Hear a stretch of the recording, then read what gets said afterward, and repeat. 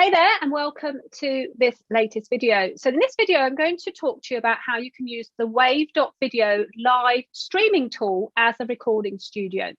My name's Anita Wong and I'm a digital visibility strategist, and I help you to use the tools at your fingertips to get the visibility you deserve confidently, energetically, and without the overwhelm.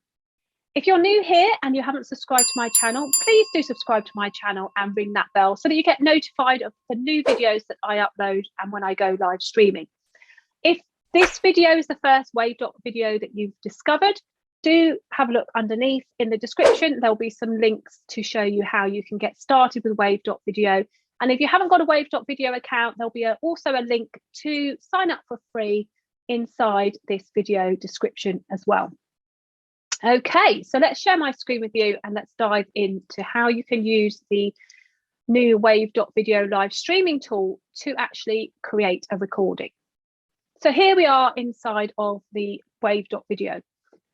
If I go to the Wave.video pricing, we just show you that, you can see that you can get started for free and you can use the live streaming tool for 2 channels, 6 guests, up to 1 hour. So do have a little look at giving it a go. It's a super awesome tool. And if you haven't found out about how to use it properly, then do check out my other videos in the playlist on my YouTube channel, which is another reason why you need to subscribe and ring that bell. Okay, so I'm going to show you how to use the tool as a video recording option rather than a live streaming option. So you come into your account and you click on the My Streams. In order to get here, what happens is that you usually come in at this point. So what I would suggest you do is come over here and click My Projects.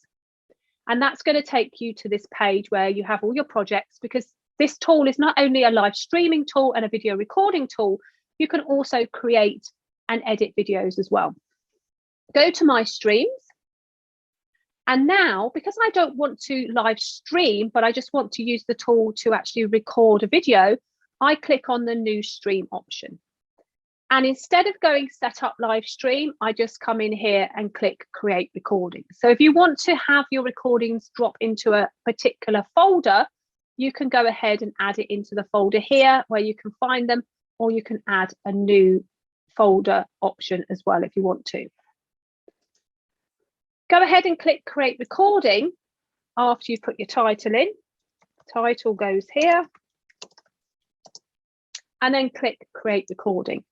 Now, what happens when you create recording is that you're not going live. So you're not adding a destination. You're just going to use all of the tools inside the editor to help you make your videos better. So do check your microphone is set up properly. I'm using my earpods at the moment, but if you have another microphone, you can use that.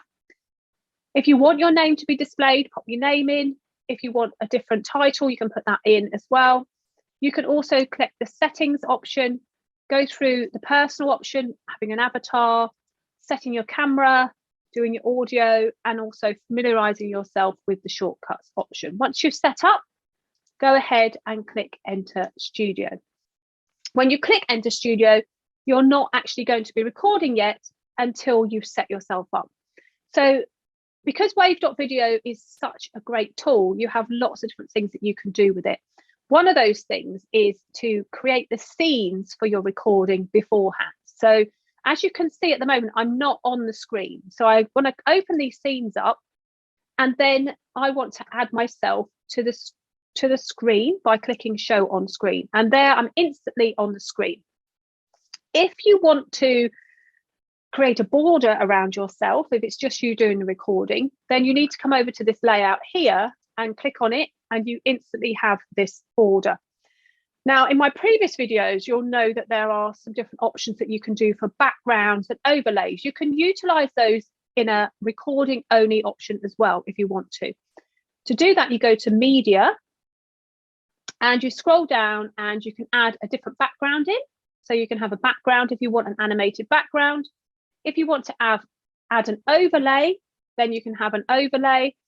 And you can also create these overlays inside the editor and bring them in to use them in your recording.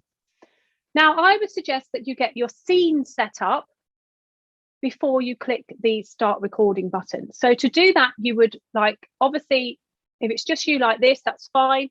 If you want to add captions whilst you're talking and recording, you can add those as well by clicking on the plus button up here.